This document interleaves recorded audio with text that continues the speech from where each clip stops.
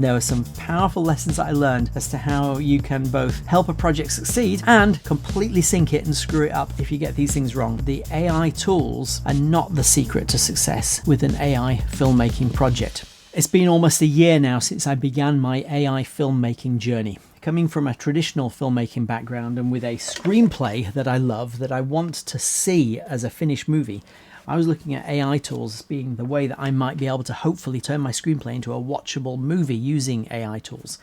I want to talk about something important that I learned this year. It's probably the biggest thing that will determine whether or not I ever get to see this movie made as an AI movie. And here's the kicker. It turns out that the AI tools are not the secret to success with an AI filmmaking project. Let me tell you why I believe this.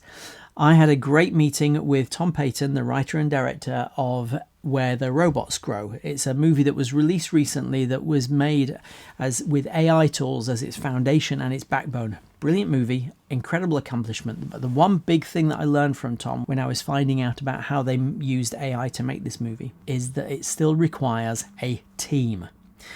It's not likely that I am ever going to be able to make my movie the way I want it to be done on my own. Ultimately, if I want to see this thing, I'm going to either have to build a team or connect with a team, but it'll still take a team. Now, we're talking about a team of 10 people tops. We're not talking about hundreds of people that you currently have in Hollywood behind all the big blockbusters, but still, I'm being naively optimistic to think I can do it all by myself. I want to share with you some lessons I learned recently on a team project whilst we were entering one of the recent Curious Refuge AI filmmaking contests. And so I teamed up with a couple of friends and we had a go. And there were some powerful lessons that I learned as to how you can both help a project succeed and completely sink it and screw it up if you get these things wrong. So here's my top 10 tips on how to succeed with an AI filmmaking team project. First, you need one leader. It's no good having everybody be in charge. It doesn't work. It's like having a bus with one driver or a bus where everybody has a steering wheel and the controls. You just go around in circles. You don't go anywhere. So at the start of the project, you need to picture all your ideas together and figure out between you which one is the one that you want to work on, that you agree to work on.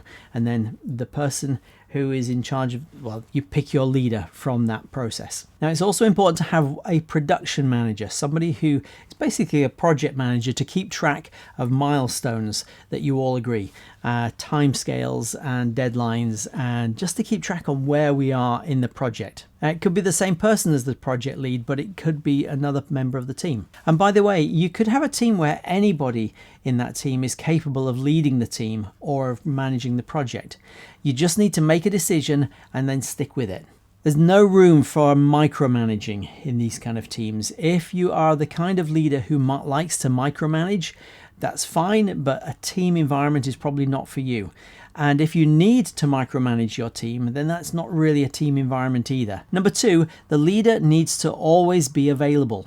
If you have a tight deadline for a competition, for example, and say it's a week from now, then it needs to be ideally planned in a week where the project lead is entirely available for that week to lead the team. It doesn't matter if everybody else dips in and out of other work commitments, but somebody is going to have to put all of their other commitments on hold for a week and devote themselves entirely to that so that they are available for everybody else. Think of it this way. Everybody on a bus can take naps as often as they want to, but the driver must never take a nap. The driver is the one who is steering and knows the destination, and the driver has to always be on duty. And that leads to number three. The team leader should be the one with the clearest vision of the story, because ultimately all of you are serving the story, not the leader. Very, very important to get your heads around this. The story is king. To use the bus driver analogy, this is like the bus driver being the one who has the clearest vision of where you're all supposed to get to. Number four, team communication is vital. This goes without saying, but it's easier said than done. It's really important to storyboard your project as soon as possible in a way that everybody has crystal clear visibility of that storyboard. And whatever tool or tools you choose to use for team collaboration and team communication, it needs to be tools that everybody has access to and everybody's happy to use. Number 5 is related to that, team collaboration. For this, you need to find tools that have a strong team collaboration element to them built in as part of the tool. Number 6, AI tool consistency and continuity. It's important to agree things like consistent prompt structures that you're all going to use, as well as the techniques that you will use for creation and the platforms that you're going to use. Bear in mind that the best tool for your personal creative project may not be the best tool for a team creative project. If nobody knows how to use it, it may be the best tool, but if they don't know how to use it, you're just going to fall flat with everybody going through a steep learning curve and crash and burn. Number 7, in terms of your AI creative tools, find the tool boundaries and operate within them. You need to know the strengths and weaknesses of your tools and ideally operate within them. It means you're more likely to succeed if you craft a story that will work within your tool rather than one that won't. Or in other words, if you already know what your tool cannot do, don't write a story and try and create a story that tries to do the thing that your tool can't do. Number 8, clear role allocation. Make sure that everybody understands whose job is who on the team. It's great for everybody to have general skills, but it's really helpful if some of you have skills that others don't have. Know what those are, agree who will be responsible for those areas, and stick within them. Number 9, project management. All the great project management tools, tips, training techniques you can use them. Resource allocation, planning, scheduling. And here's a big one, the 80-20 rule. If you do not know about Pareto's 80-20 rule, this is a subject all of its own. The 80-20 rule basically says that 80% of your work will get done in 20% of the time, and the remaining 20% of the work will take 80% of the time.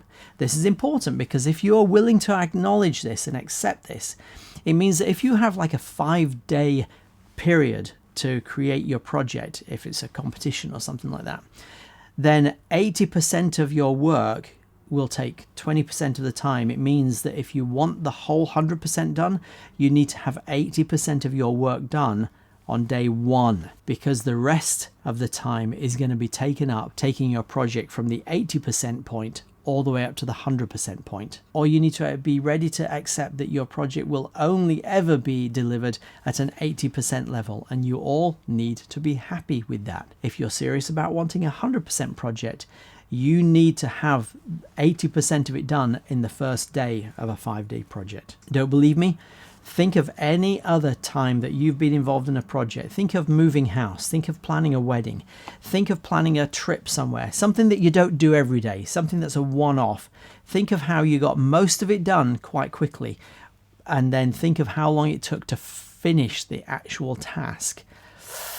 I'm telling you, if you don't respect the 80-20 rule, the 80-20 rule will bite you. Number 10, team attitudes.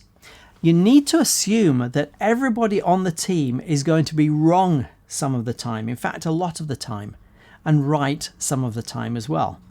This is because AI tools they're emerging and evolving and developing all the time, and nobody is an expert. And if you're trying something new, you're going to be pushing the boundaries even with a tool that you think you know. So get ready to have a team where everybody's going to pitch in and try something. It's still a research and development exercise after all. Be ready to accept that everybody's going to screw up a little bit, and that needs to be fine. So don't get cross. In fact, I'd say that it's essential that you allow the space for everybody to be wrong some of the time, because otherwise you're not pushing the boundaries and you're not likely to do anything really exciting. Final point, you need to be ready to support the leader. Think of it like those human pyramids where the person at the top only stays in place because the people underneath them are holding them up. That will always be the case of a team leader on these kind of projects. So be ready to kind of help them along their way, slow to condemn them and quick to support them. And then you've got half a chance of your team making it across the finishing line with a product that you're all happy with.